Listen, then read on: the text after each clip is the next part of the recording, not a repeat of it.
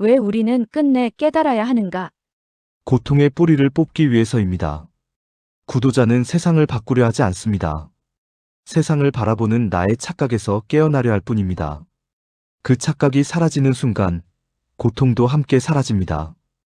깨달음은 끝이 아닌 진짜 나로 돌아오는 시작입니다.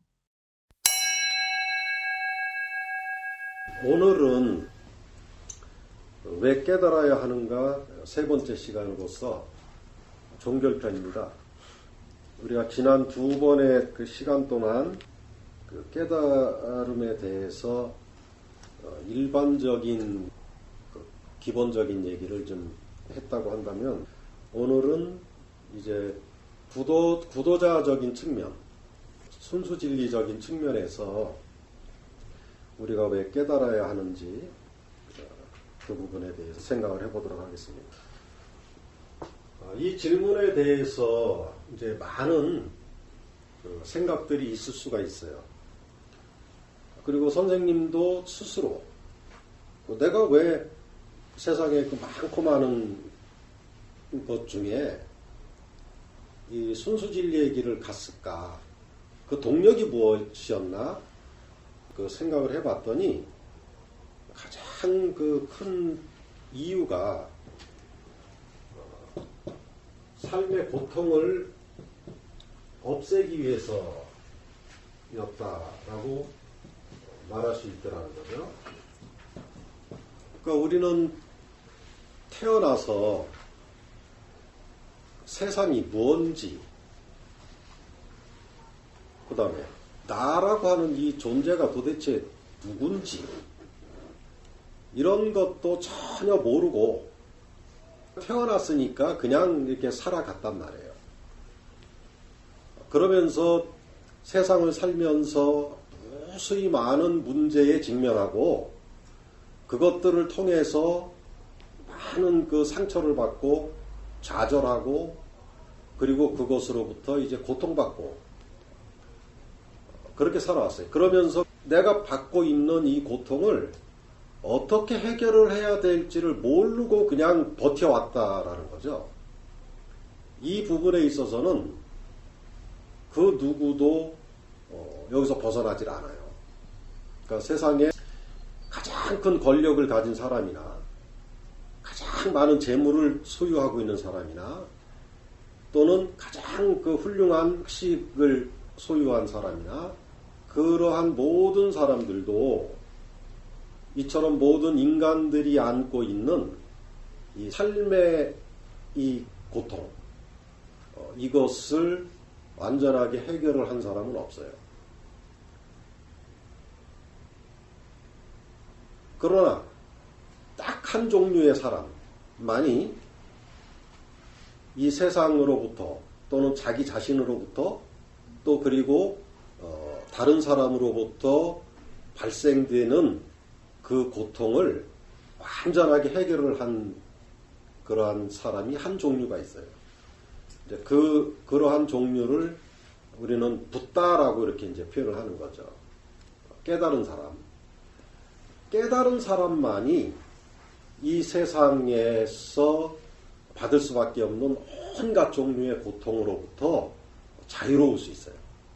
그 외에는 아까 열거한 것처럼 세상적으로 아무리 훌륭하고 위대하고 뛰어난 사람이라 할지라도 그 삶의 고통에서 벗어나지 못한다는 거죠.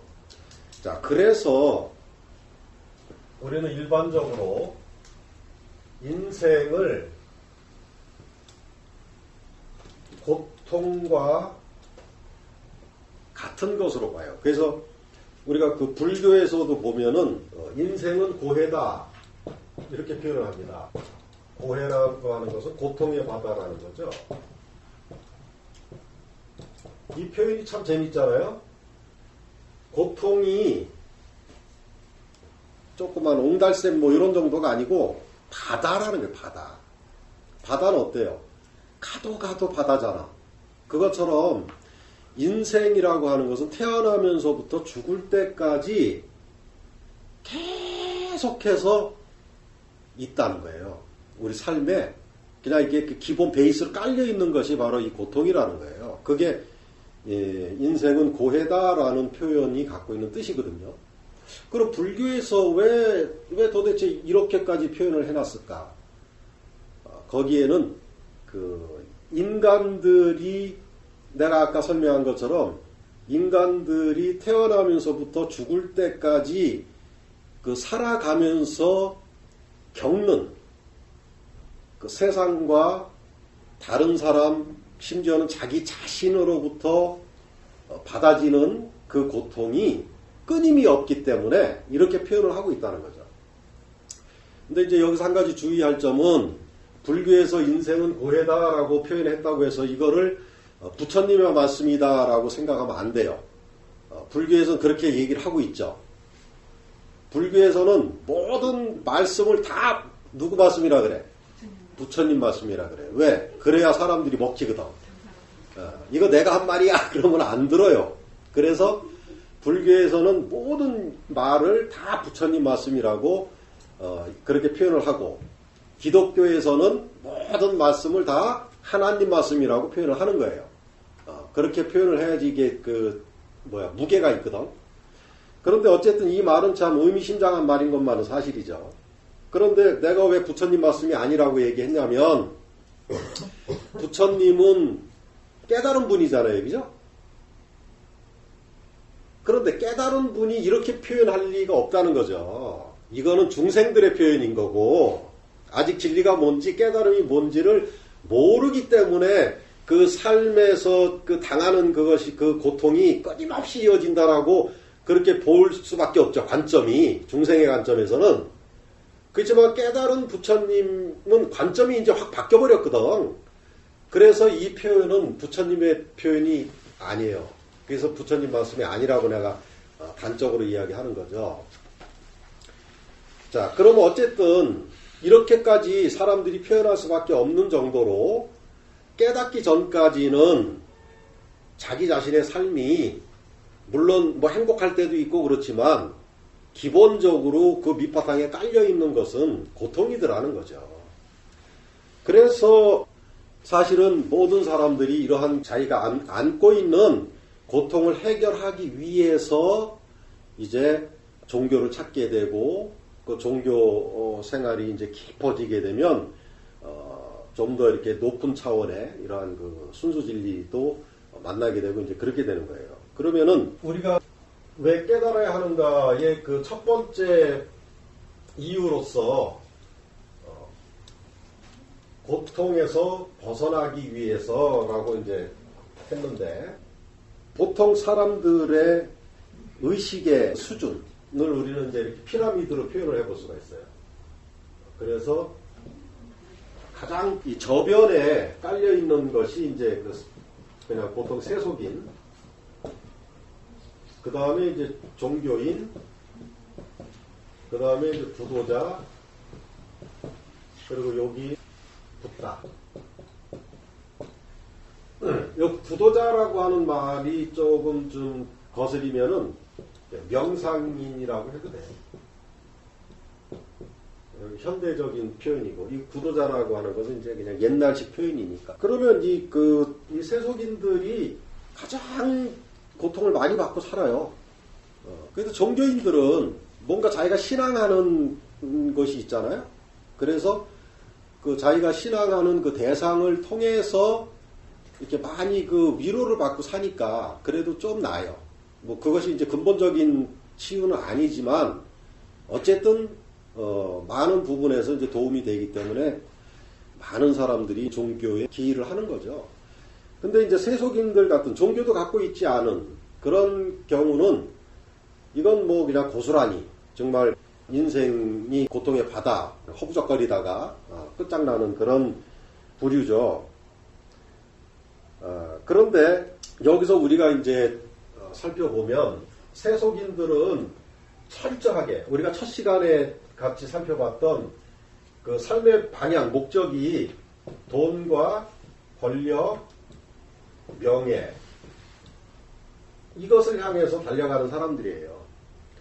그래서 이 돈과 권력과 명예에 의해서 웃었다 울었다 꼭두각시 춤을 추는 그런 부류가 이 세속인인 것이고, 종교인들은 조금 차원이 다르죠. 이 종교인들은 여기에다가 온통 자기 삶을 이렇게 매달리진 않아요. 종교인들은 그래도 어느 정도 정신적인 삶을 살아가는 그런 사람들이죠. 그래서 모든 것을 물질에다가 이렇게 다 자기 자신 인생을 그렇게 바치는 그런 사람들은 아니에요. 종교인들은 그래도 뭔가 이렇게 생각하고 뭔가를 이렇게 추구하고, 그 다음에 이기적인 그러한 상태에서 좀 더 이렇게 한 발짝 벗어나서 이타적인 그런 삶을 사는 사람들이 종교인이라고 볼 수 있죠. 근데 여기서 이제 재밌는 사실은 뭐냐면, 종교인들 중에는 굉장히 그 이타적인 삶을 사는 사람들이 더러 있잖아요. 그죠? 대표적인 게 이제 그 테레사 수녀 같은 평생 수녀로서 평생 인도의 행렬병자들, 길거리에서 이제 죽어가는 사람들을 전부 걷어들여서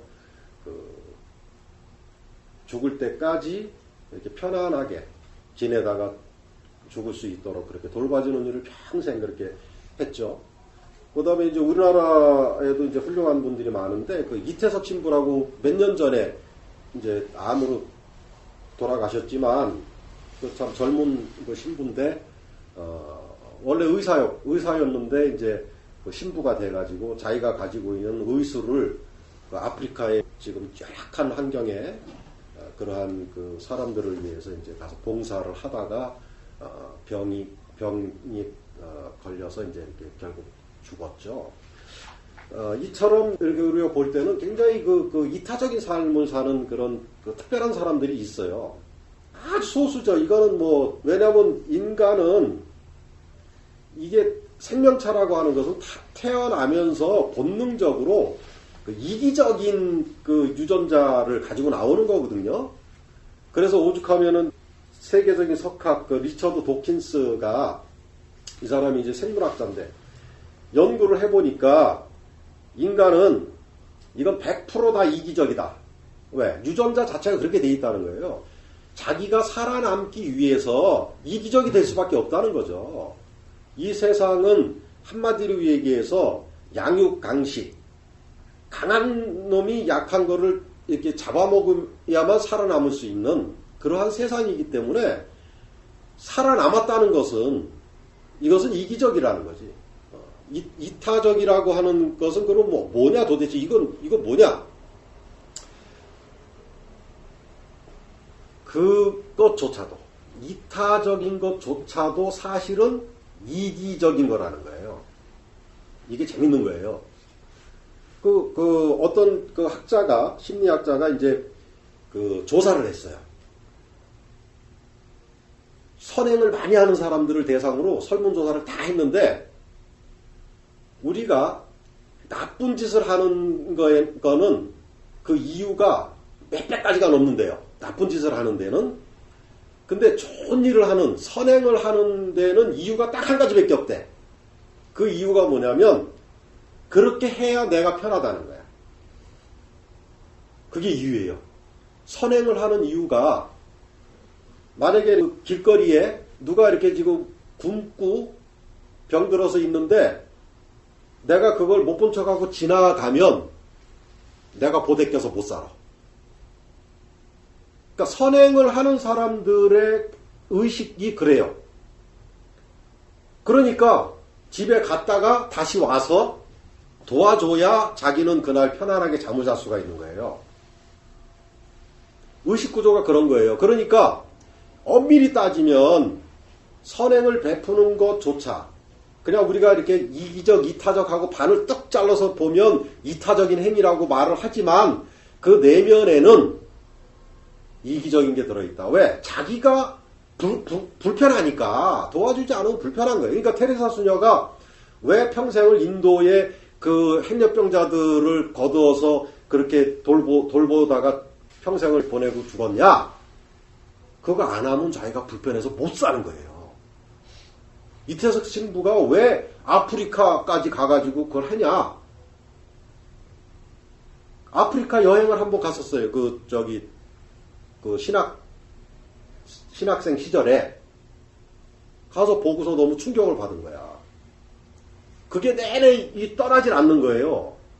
그러니까 이제 신부 서품을 받고서 나는 거기 가야 돼. 의식이. 그게 자꾸 걸려가지고 뭘 해도 편하질 않은 거야. 결국 가서 그 일을 하는 거예요. 이처럼 어떠한 형태도 우리가 겉으로는 이기적, 이타적 뭐 이렇게 달리 표현을 할 수는 있지만 그 내면으로 들어가면 결국은 그 모든 것들은 자기 자신이 편하기 위해서 하는 것이다. 그러므로 그 리차드 도킨스가 주장했던 모든 존재는 이기적 유전자에 의해서 발생된다. 이기적이지 않으면 살아남지를 못해요. 도태돼 버려요. 그래서 생존한다는 것, 그 다음에 종족이 이렇게 계속 번식을 한다는 것은 철저하게 이기적인 것이다. 이렇게 이제 표현을 하고 있죠. 다만 드러나는 방식이 다른 거예요. 그런데 이 종교인들은 어쨌든 간에 세속인보다는 우리가 일반적으로 평가를 할 때 여기는 이제 약간 고차원적인 그런 삶을 사는 사람들이죠. 여기는 그냥 한마디로 저질적인 삶을 사는 거고. 그냥 뭐 저기는 이 돈과 권력과 명예를 위해서는 그냥 하여튼 무슨 짓이든 하는 이런 부류. 물론 뭐 그렇지 않은 사람들도 있긴 하지만 대부분이 서로 이렇게 좋고 좋을 때는 몰라요. 근데 어떤 결정적인 어떤 이권이 딱 개입이 된다든지 하면은 이제 거기서 딱 쌩까고 이제 그냥 완전 뒤통수 치고 막 이러는 일이 허다한 거죠. 그죠? 예. 당해봤어요? 예. 세상이 그래요. 세상이 이렇게 좋을 때는 몰라요. 그래서 이런 말이 있어요. 그 사람을 정말 알려면 그 사람의 떠나는 모습을 보면 안다. 같이 있을 때는 좋죠. 그죠? 간쓸게 다 빼줄 것 같이 같이 공존해야 되니까 그런 모습으로 살다가 딱 떠날 때는 이제 더 이상 안 볼 거니까 180도로 이렇게 돌아가지고 탁 하는 그런 경우가 있어요. 그러면 그 당하는 사람은 이제 막 멘붕. 그렇게 되는 거예요, 이게. 그러니까 세상이 그렇게, 만만하진 않아요. 근데 이쪽 부류에서 이제 그런 일들이 많이 벌어지고, 적어도 종교인이라고 해서 지금 교회 다니고 절 다니는 사람을 종교인이라고 하는 게 아니에요. 적어도 종교인은 자기가 믿고 있는 그 종교의 가르침을 실천하는 사람. 이게 종교인이지, 나 기독교 다녀, 나 불교 다녀, 소속이 어디냐를 얘기하는 게 아니에요. 여기서 얘기하는 것은. 교회를 다니고 절을 다녀도 그 하는 짓거리 마인드가 이러면 그건 세속인인 거예요, 그냥. 요새는 무늬만 종교인이 너무 많잖아요, 그죠? 내가 이야기하는 종교인은 그 가르침을 제대로 실천하는 사람을 그 종교인이라고 얘기하는 거예요. 그런데 종교인만 되기도 사실은 어려운 거예요, 이게. 그 모든 종교에서 가르치는 그것을 삶 속에서 실천한다는 것도 사실 쉬운 건 아니잖아요. 그런데 이 구도자, 명상인은 그것보다도 더 높은 의식의 수준이라는 거죠. 그럼 도대체 이 사람들은 어떤 사람들이길래 종교인, 그렇게 이타적인 삶을 사는 그런 그 종교인보다도 더 높은 의식 수준이냐. 그럼 이 사람들은 이 테레사 수녀나 이태석 신부보다 더 엄청난 일을 하는 사람들인가? 그거하고 상관이 없어요, 여기는. 자, 내가 이제 그 종교인하고 그 구도자하고 차이점을 얘기해 줄게요. 옛날 중국에 단하라는 참선하는 그런 스님인데, 스님이 이제 하루는 추운 초겨울인데, 떠돌이니까 그냥 아무 절이나 가서 자고 먹고 이제 그런 사람인데, 가가지고 대웅전에 이제 들어가서 참선을 하고 있었어요. 그 산속이니까. 그날따라 갑자기 이렇게 기온이 뚝 떨어지면서 이제 한파가 온 거야. 그러니까 이제 참선하는데 이제 으실으실 춥잖아. 그러니까 이제 참선하다 말고 이 사람이 벌떡 일어나가지고 그 대웅전에 모셔놓은 그 목불을 뚝 들고 나가가지고 마당에서 도끼로 막 쪼개는 거야. 그러니까 이제 거기 그 주지가 이제 이렇게 지나가다가 이렇게 보니까 저 땡초놈이 부처님을 갖다가 대웅전에 모셔놓은 부처님을 갖다가 도끼로 패고 있거든. 그러니까 또 올래가지고 쫓아와가지고 당신 지금 뭐 하는 거냐고, 왜 부처님을 도끼로 쪼개냐고. 그러니까 그 사람 하는 얘기가 나는 지금 추워서 불을 좀 떼야겠다. 그러니까 아니 그래도 그렇지 어떻게 스님이라는 사람이 어떻게 부처님을 갖다가 도끼로 쪼개냐. 이거 말도 안 되는 거잖아요. 얘기죠. 그랬더니 그 다나라는 스님이 하는 얘기가 여기 부처님이 어디 있느냐 했어요. 당신이 지금 쪼개고 있는 게 부처 아니냐? 이거 부처 맞습니까? 그러니까, 아이, 그거 이게 부처지, 눈도 없냐? 막 그러면서 막 싸운 거예요. 그러니까 이 다나가 하는 얘기가, 이게 부처님이구나. 그러면 사리가 나오는지 한번 봐야겠다. 그랬어요. 그러니까 그 주지가 기가 막히잖아. 나무로 만든 부처님이 불 뗀다고 거기서 무슨 사리가 나와. 그러니까, 야, 이 양반아, 나무 부처가 무슨 사리가 나오냐고. 그러니까 이 다나가 하는 소리가 사리도 안 나오는 거를 어찌 부처라고 할 수 있냐. 그렇다면 갖다 떼야지. 이거 부처가 아니라는 것을 네 입으로 지금 얘기했지 않냐. 사리도 안 나오는 게 무슨 부처야. 이게 그냥 나무 조각이지. 하고서 불을 떼버리니까 이 주지가 아무 말을 못한 거예요. 근데 여기서 우리가 한 가지 생각할 수 있는 건 뭐냐면 여기에서 이제 종교인과 구도자가 딱 판가름이 나죠. 종교인은 누구죠? 주지죠. 주지는 그 불교의 가르침, 불교의 교리를 철저하게 믿고 실천하는 사람이잖아요. 그죠? 나무로 불상을 깎아가지고 이거 부처님이야 하고 모셔놓고 거기다 절을 하기 때문에 그 사람의 믿음은 그건 부처님인 거예요.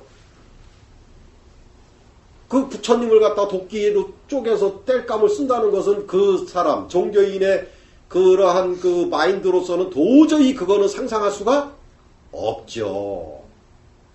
그런데 다나라고 하는 스님은 비록 먹물을 입고 머리를 깎고 중이지만 그러한 어떤 자기가 지금 소속해 있는 그 불교라고 하는 종교에서 이야기하는 교리라든지 지켜야 할 계율이라든지 하는 그러한 어떤 껍데기에 구속받지 않는다는 거예요. 이게 차이가 있는 거예요. 그러니까 구도자 또는 명상인은 그 어떠한 구속, 계율 이런 게 없어요. 그래서 스님 중에서도 이제 종교인 스님이 있고 구도자 스님이 있는 거예요. 구도자인 스님들의 이 의식 수준은 어떠냐면 부처를 만나면 부처를 죽이고 조사를 만나면 조사를 죽인다. 이런 마인드. 이건 뭐냐면 그 어떤 절대적인 권위도 부여하지 않는다는 거예요. 자기 자신은 물론이고 어떠한 상도 만들지 않겠다는 거예요. 왜냐하면 종교의 폐해가 그런 거잖아. 부처님 하면 부처님은 무슨 뭐 절대자인 것처럼 그렇게 사람들이 믿고 하나님, 예수님 그러면 그분은 뭐 우리 인간과는 다른 절대자인 것처럼 그렇게 믿게 되잖아요. 바로 그러한 믿음 때문에 올바른 깨달음을 방해하고 있다는 거거든요. 그래서 어떤 것에도 그 절대적인 권위를 부여하지 않아요. 그래서 자기 자신도 뭐 내가 누군데 이런 게 없어요. 그러니까 선성들은 높고 낮음이 없어요. 사실은 똑같아요. 그런데 이 종교인들은 높고 낮음이 있어. 그래서 주지 스님하고 저 밑에 그 부엌대기 스님, 행자 뭐 이런 거 하고는 이렇게 얼굴도 못 쳐다보죠, 그죠? 격이 이렇게 달라가지고. 근데 참선하는 스님들은 그런 격이 없어요. 높고 낮음이 없는 거야. 그러니까 자기 자신도 누군데 하는 이게 없는 것처럼 그 누구의 권위도 인정하지 않아. 그것이 부처님이든 하느님이든 뭐든 아무 그 상관이 없어요.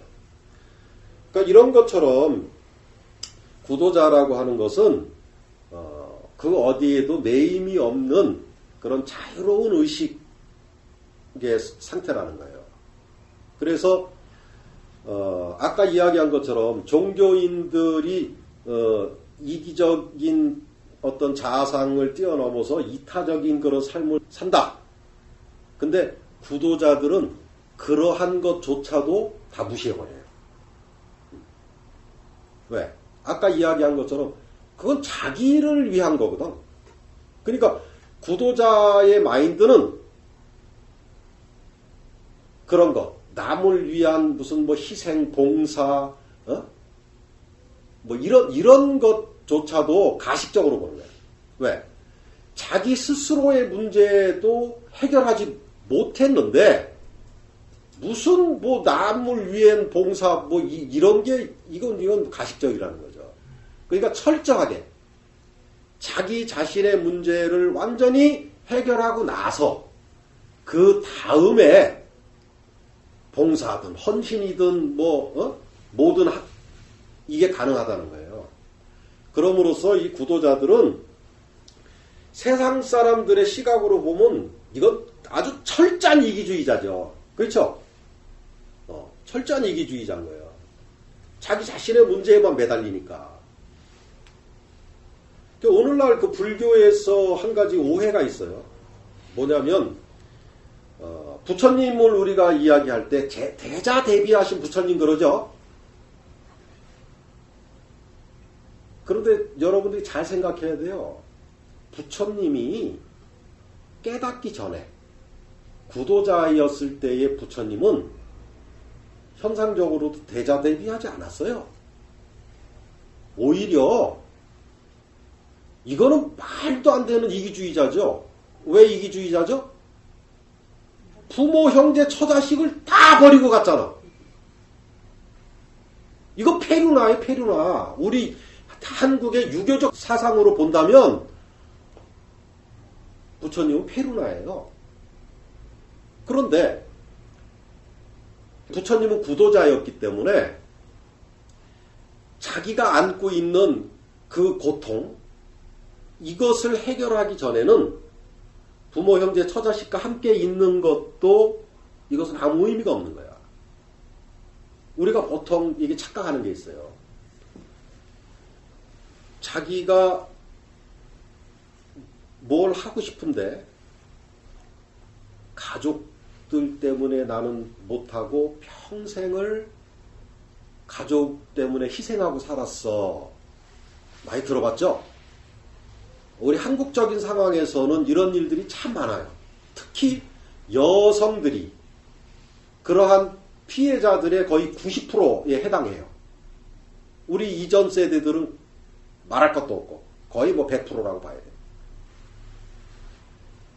그런데 사실은 그게 가족이나 다른 사람을 위해서 자기가 그렇게 한 거라고 이야기는 할 수 있지만 아까 이타적인 삶과 똑같은 거예요.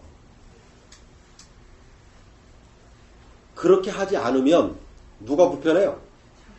자기가 불편한 거야. 그래서 그렇게 사는 거예요. 그런데 이제 지내놓고 보니까 억울한 거야. 그런 게, 그 삶이. 그러니까 이제 핑계를 대긴 대야 되니까 자식들한테 맨날 내가 너를 위해서 얼마나 희생하고 살았는데 너 나한테 그따위로 해.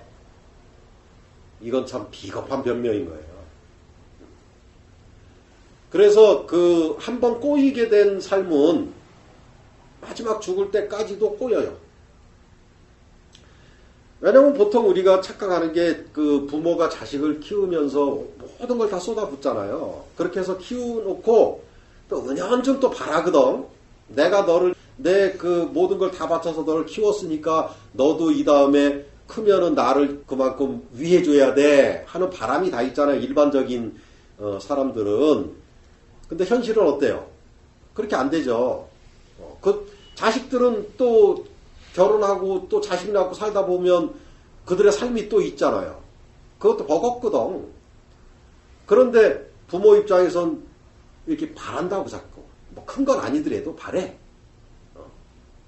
근데 그게 잘 안 돼요. 현상적으로는 그게 안 맞아. 거의 90%가 그게 안 돼. 그러니까 90%는 다 상처받고 사는 거야.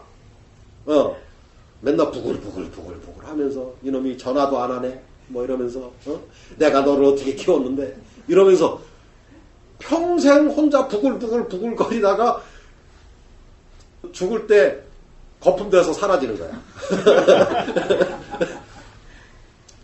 이게 보통 일반적인 삶이에요. 그런데 구도자는요, 그런 측면에서 굉장히 냉철한 거예요.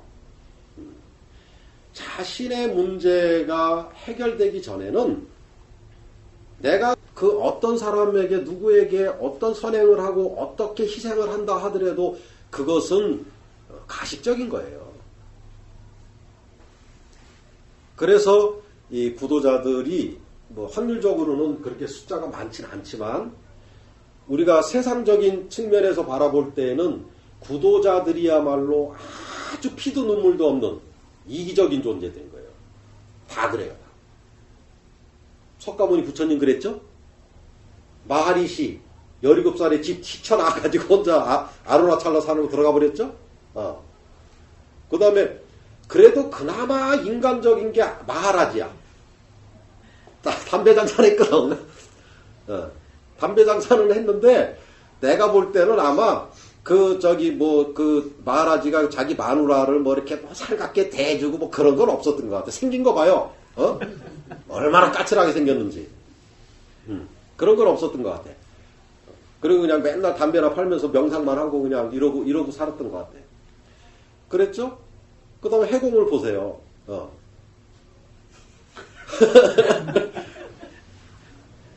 내가 그 처자식을 다 내버려두고 미얀마로 떠난 게 내가 이제 그 41살이었거든요.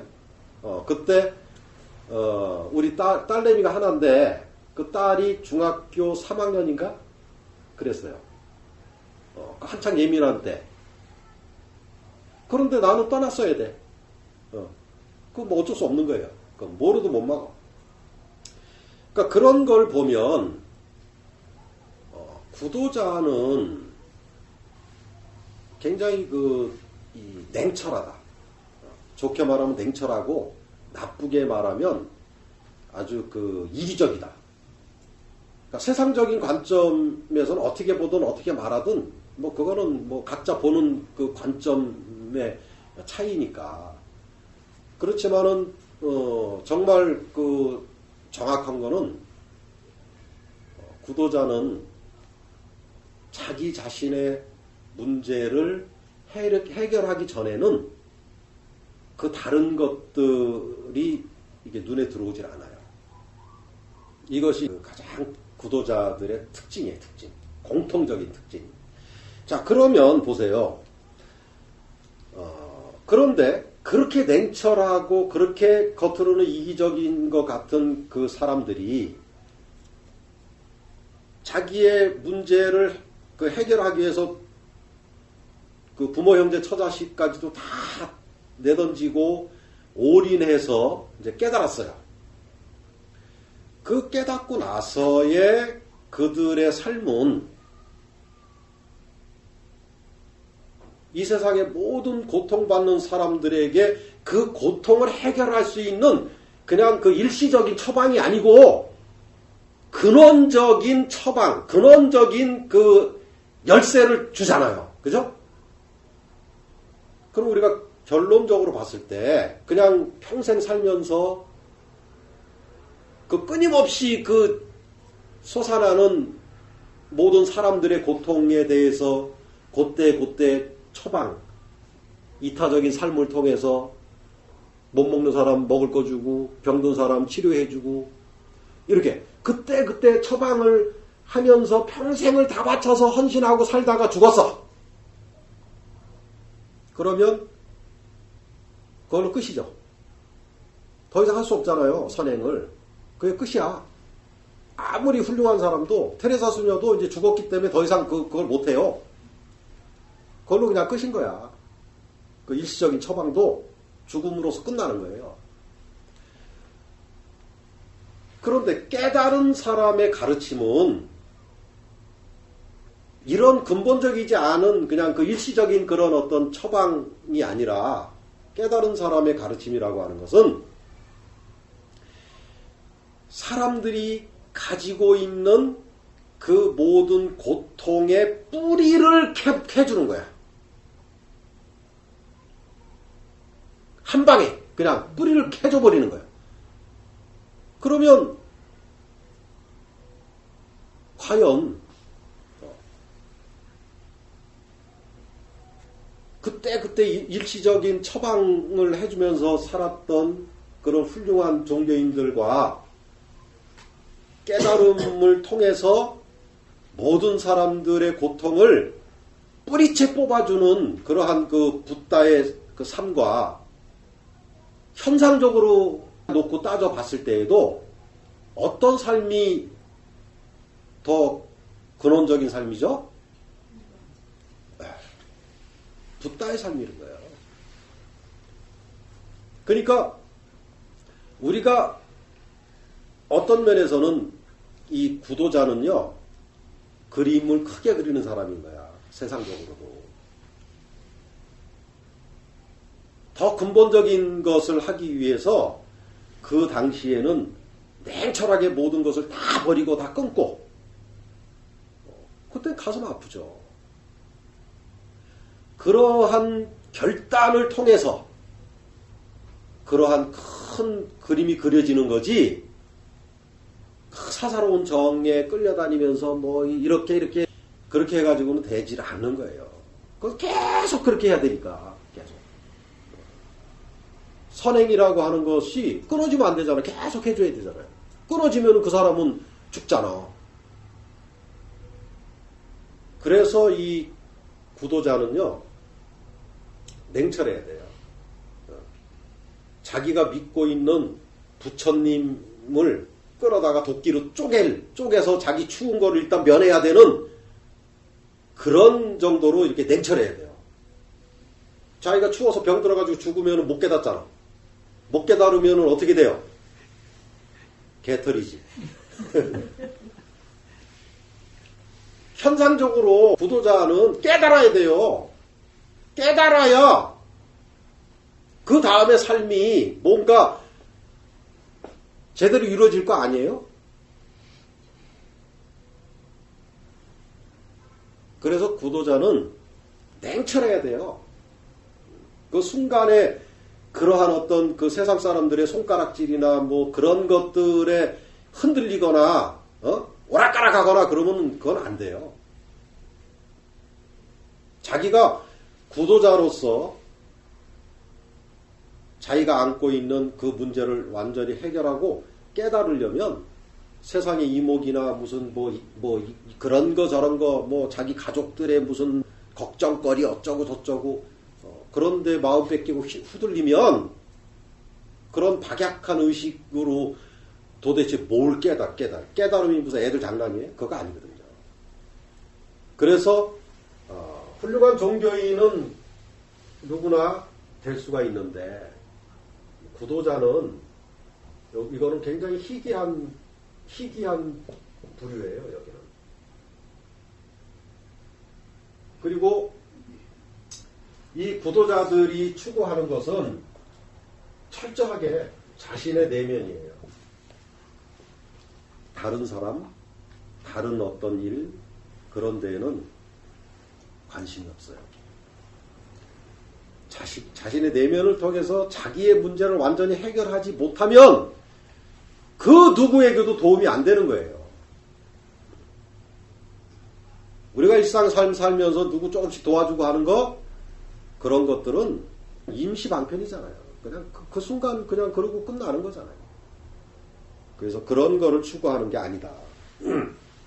자, 그러면 붓다가 그 자기 부모, 형제, 처자식을 다 버리고 출가를 하게 된, 구도자의 길을 떠나게 된 그 이유가 뭐냐? 바로 생로병사의 고통에서 벗어나기 위해서잖아요. 붓다가 이제 그 젊은 시절 그 왕자로서 이제 이렇게 뭐 사냥도 다니고 막 이렇게 이제 돌아다니면서 보니까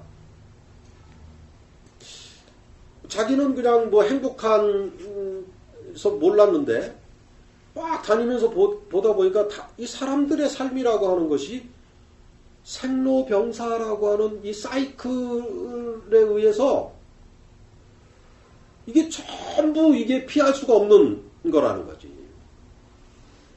그러니까 부처가니까 지혜로운 사람이에요. 자기는 굉장히 행복하고 젊고 하니까 그런 거에 대해서 무시할 수도 있었지만 지혜로운 사람이었기 때문에 나는 지금 이렇게 건강하고 행복하지만 모든 사람들의 삶을 보니까 생로병사의 사이클대로 그냥 다 가더라.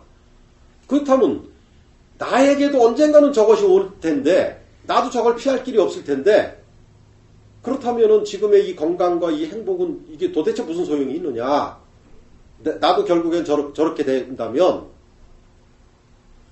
이게 가슴에 팍 박혀가지고 이제 잠도 안 오고 밥도 못 먹고 이렇게 되는 거예요.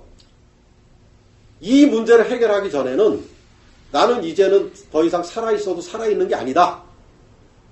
그래서 마음속에 품은 그 화두를 해결하기 위해서 그 호화로운 생활을 다 버리고 아주 극과 극의 상태인 그 구도자로 이제 떠나잖아요. 그래서 아무것도 가진 것 없이 호롤단신 숲속으로 돌아가서 고행을 6년 동안 했다는 거죠. 그러한 결심, 붓다가 자기가 안고 있는, 그리고 이 세상 모든 사람들이 안고 있는 피할 수 없는 생로병사라고 하는 이 문제를 해결하기 위해서 구도자가 됐고, 그리고 6년 고행을 했고, 그 다음에 보리스 밑에서 윗바사나 명상을 통해서 드디어 그 생로병사의 문제를 해탈했다.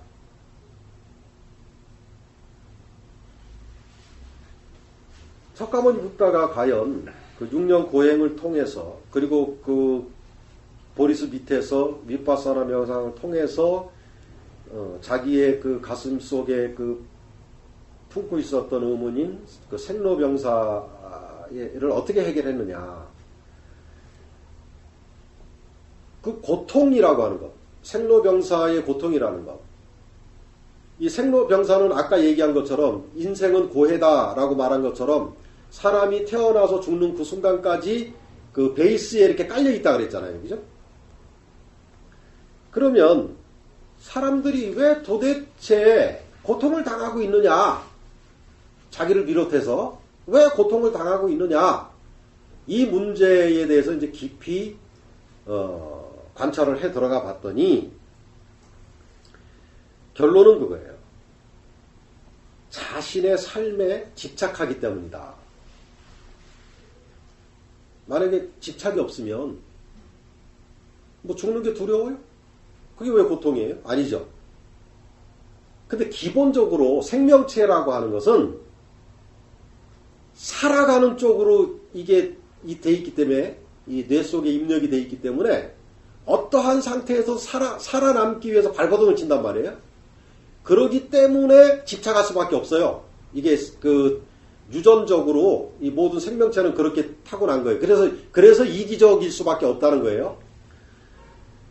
그러니까 자기의 삶에 집착하기 때문에 이제 고통을 당하는 거고, 그 왜 집착하나 그럼 여기 왜 집착하냐 봤더니 이게 나기 때문에 집착한다는 거예요. 근데 이제 여기서 재밌는 그 반전이 있어요. 뭐냐면 집착이라는 거를 우리가 이제 한번 잘 봐야 돼요. 사실 집착이라고 하는 것은 자기 자신이 아닌 다른 것일 때 집착이 가능해요. 그렇죠? 자기 자신을 집착할 수 없어요. 이거는 말이 안 돼. 자기가 자기를 어떻게 집착해요? 집착은 반드시 다른 대상에게만 가능한 거예요. 근데 내가 죽는 것, 병드는 것, 내가 사업에 망하는 것, 내가 아픈 것, 내가 어떤 것, 뭐 이런 저런 것들이 전부 괴롭고 내가 잘 되기를 바라고 어쩌고 저쩌고 하는 이런 모든 집착과 욕심이라고 하는 것은 뭘 얘기하느냐. 지금 내가 집착하고 있는 나라고 하는 이것은 진짜 내가 아니라는 거예요. 아까 얘기했죠? 집착은 대상에게만 할 수 있다고. 석가모니 붓다가 이걸 본 거예요. 근데 사람들은 천연덕스럽게 이게 내가 아닌데 나라고 착각하고 여기에 집착을 해. 그러니까 집착은 가능해요. 왜? 이거 내가 아니니까 집착이 가능한 거예요. 근데 그 메커니즘을 모르는 거야. 내가 지금 집착하고 있는 이것은 내가 집착을 하기 때문에 이것은 나일 수가 없다라는 이 개념의 오류를 보질 못하는 거예요. 사람들이. 그렇다면 결론이 나오는 거예요. 그럼 지금까지 우리가 나라고 믿고 살아왔던 이것은 진짜로 내가 아닌 것이 되는 거예요. 초보자들에게는 조금 어려울 수 있어요. 그렇지만 앞으로 이 문제를 두고두고 계속 이제 설명을 해 나갈 겁니다. 왜 이게 내가 아닌지. 그래서 석가모니 붓다가 깨달은 것이, 최종적으로 깨달은 것이 뭐냐면 바로 무와 연기라고 하는 진리예요. 무와. 이게 내가 아니더라. 그럼 이건 뭐냐? 이것은 대상과 더불어서 서로 쌍방연기돼서 태어나고 살아가고 죽는 것까지도 그냥 대상과 더불어서 연기되어서 그렇게 이렇게 그냥 펼쳐져 나가는 그냥 하나의 대상이더라. 이게 대상. 주체가 아닌 거야. 주체. 그래서 불교에서 자성이 공하다라고 표현하는 거예요. 이 존재라고 하는 것이 현상적으로 있지만 여기에는 나라고 할 수 있는 주체가 없다라는 거예요. 그래서 이것을 다른 말로 연기적 존재라고 하는 거예요. 주체적 존재가 아니고 연기적 존재. 석가모니 붓다가 그러한 그 윗바사나 명상을 통해서 내가 아닌 놈을 나라고 착각하고 거기에 매달려서 집착하고 욕심부리고 죽을까봐 두려워하고 이랬다는 거야. 그 사실을 딱 깨닫고 나서 석가모니가 어땠을 것 같아요? 배꼽 잡고 떼굴떼굴 굴렀다니까. 얼마나 웃겨요. 생각을 해보세요.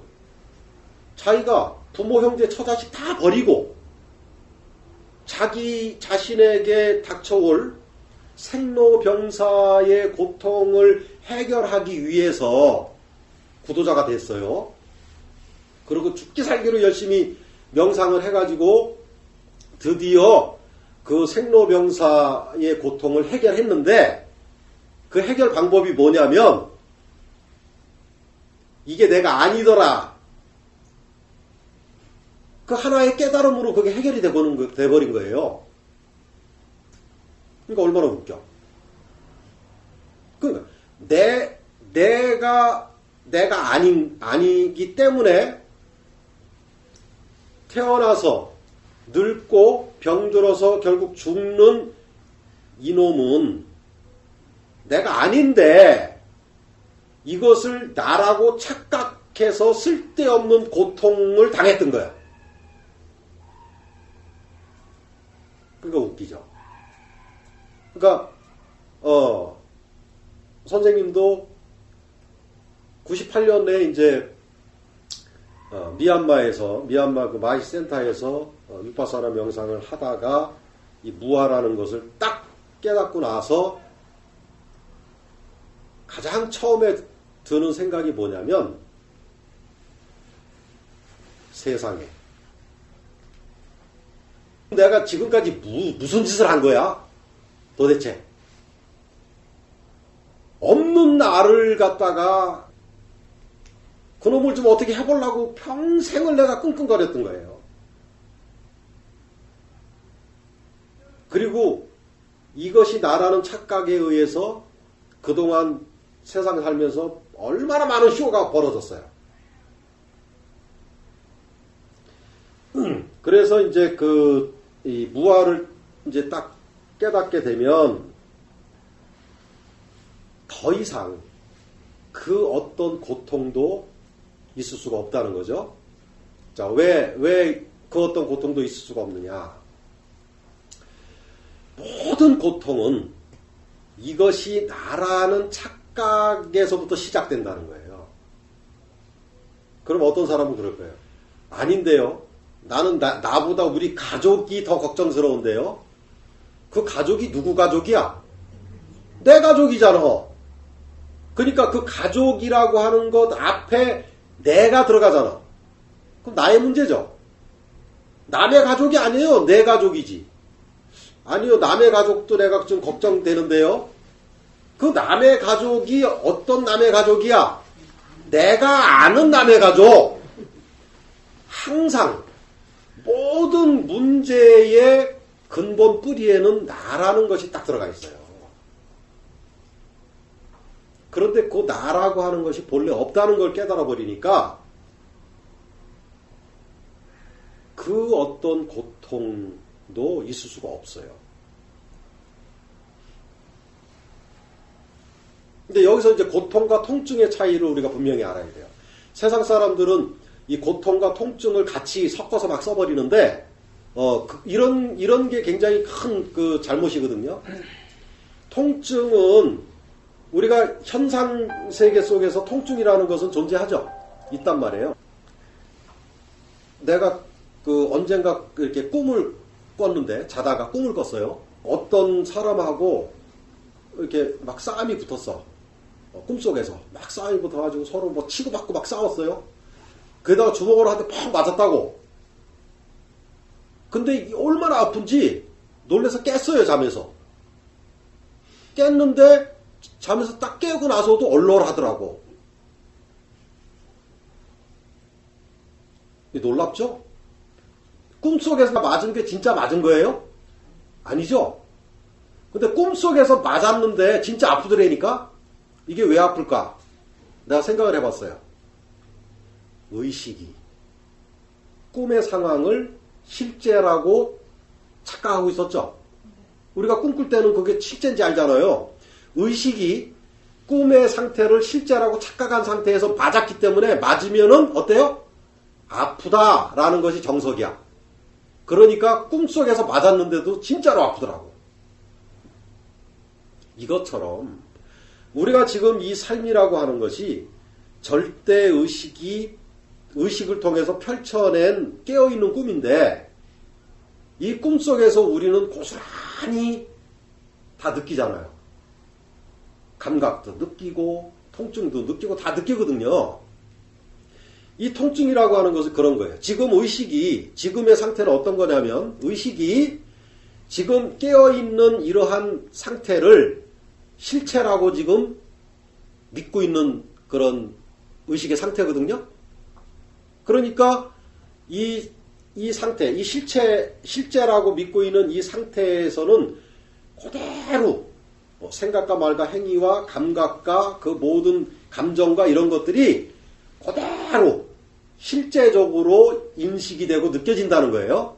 자, 그렇게 보면 현상세계에서 우리가 육체적으로 어디가 아프면은 통증이 있죠? 몸에 통증이 있잖아요? 그 통증이 있어. 그러면 통증을 그대로 느낀다고.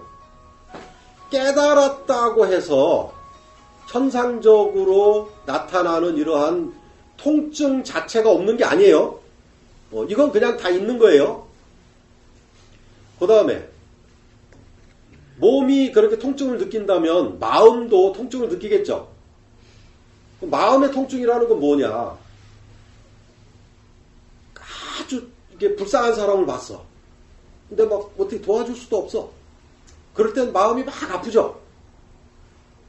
그 다음에 누가 막 굉장히 나한테 막 심한 그런 뭘 했어. 그러면 또 막 마음이 아프잖아요. 얘기죠? 막 화가 나기도 하고 그런단 말이에요. 그러면 그런 마음, 아까 몸에 그 통증, 맞거나 병이 나거나 했을 때 느끼는 통증처럼 마음의 통증도 그대로 다 느껴요.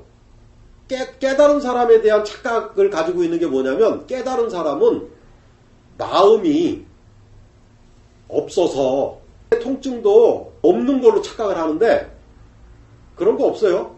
이 현상세계에서는 몸과 마음은 하나의 쌍이기 때문에 몸의 통증을 느낀다면 당연히 마음의 통증도 느끼는 것이 정상이에요. 그건 깨닫고 못 깨닫고 아무 상관이 없어. 마음의 통증도 선생님이 그대로 느낀다니까. 제자가 속삭이면 속상해요. 그러면 그런 통증은 그대로 다 느낀다고. 그런데 고통은 없는 거야. 그럼 여기서 이제 고통이 그러면 통증하고 어떻게 차이가 나는지를 정확히 알아야겠죠? 고통이라고 하는 것은 그 통증이 나에게서 일어났다 라고 착각하는 것. 자, 그 통증이 나에게서 일어났다라고 착각하게 되면 어떻게 돼요? 그 통증이 그 순간에 일어났다가 사라지면 끝나는 건데, 그게 나에게서 일어났다라고 착각이 드는 순간에 그 통증은 계속 남아있어. 누가 나한테 못쓸 짓을 했어. 그거는 그 순간이잖아요. 그죠? 그 순간에는 그걸 당할 때는 아프고 그렇잖아요. 그런데 그게 내가 당했다 라고 착각을 해버리면 그 사건은 이미 끝나고 없어져 버렸는데 그거 계속 남아있죠. 남아서 두고두고 그걸로 고통을 당해. 또 내가 누구에게 이렇게 피치 못해 어떤 그 피해를 줬다고 한다면 그게 계속 남아가지고 두고두고 그 괴로움을 당해요. 고통이라고 하는 것은 현상적인 통증이 아니라 그 통증, 그 사건이 나에게서 일어났다. 내가 했다. 또는 네가 했다라고 하는 그러한 착각에 의해서 괴롭힘을 당하는 것. 그것이 고통이에요. 이걸 정확하게 알아야 돼. 그러니까 깨닫지 못한 의식은 통증이 약한 거는 그냥 그걸로 끝나는데 그 통증이 몸의 통증이든 아니면은 그 마음의 통증이든 그 통증이 좀 강한 데미지를 주게 되면 그것이 곧 뭐가 돼요? 고통이 되는 거야. 근데 깨달은 의식은 현상적으로 몸의 통증, 마음의 통증은 똑같이 같이 느끼지만 고통이 없다는 거지. 왜? 이것이 나라는 착각이 없기 때문에. 그때 찰나찰나에 일어나는 하나의 사건이고 하나의 현상이고 하나의 감정일 뿐이지 착각이 없어요. 그냥 일어난 거야. 이렇게 쌍방간에 이렇게 해서 여기서 일어난 거야. 여기서 일어난 거지 나한테 일어났다. 내가 했다. 어쩌고 저쩌고 나라고 하는 이게 없어요. 이게 다른 거예요. 그러니까 세상을 살면서 고통을 당할 수가 없어요. 고통을 당하고 싶어도 고통을 당할 수가 없어요. 통증은 당해요. 통증은. 네. 통증은 당한다고. 그러니까 그 부분은 헷갈리면 안 돼요. 그래서 왜 깨달아야 되는가? 결국에는 우리 모두가 가지고 있는 그 고통에서 영원히 해방되기 위해서, 그걸 벗어나기 위해서예요. 그 고통을 벗어나는 근본적인 방법은 깨닫는 것이다. 그거 아닌 것은 전부 그때 찰나찰나 임시방편이고, 배고파서 그냥 허겁지겁 음식 먹으면 그때만 이렇게 그 배고픔을 면하는 거하고 똑같다. 근데 시간이 지나면 또 배고픈 것처럼 깨달음이 아닌 그 위에 어떤 것도, 그 모든 것들은 임시 방편일 뿐이고 한 방에 근원적으로 우리 모두가 안고 있는 고통을 뿌리채 뽑아버릴 수 있는 유일한 길은 깨닫는 것이다. 오늘 강의를 이거로 마치겠습니다.